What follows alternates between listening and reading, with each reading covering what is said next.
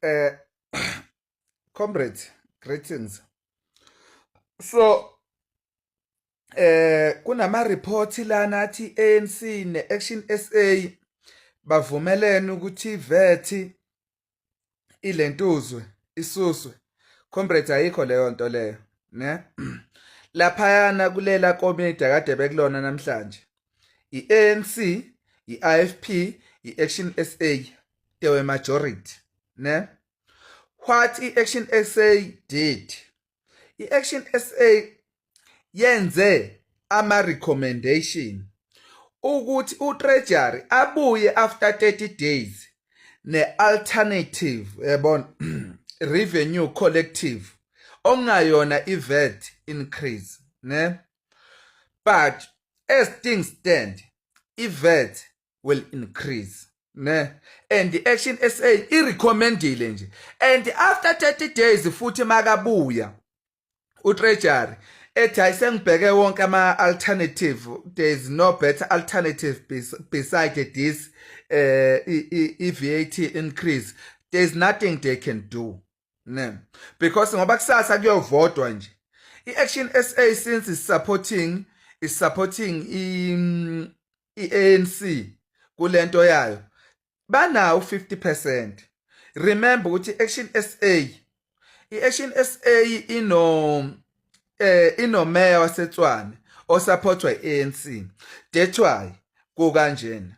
So into eyenzakalayo ile media lena yenza engazi ukuthi i-VAT will not increase. Ayikho leyo nto. I-Finance Standing Committee ivumile leya budget leyana. Just that ukuthi Action SA ithe after 30 days ya recommend, it's just a recommendation ukuthi iVET hike ayingakhuphuki. uTreasury uzobuya kulela committee after 30 days, but so far iVET stand, ne? And was supported by i-ANC, i-IFP, i-Action SA, ne?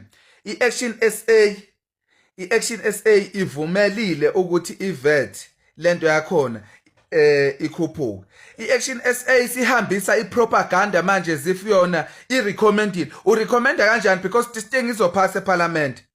uTreasury uzobuya kini after 30 days athi ayenzeki lento le.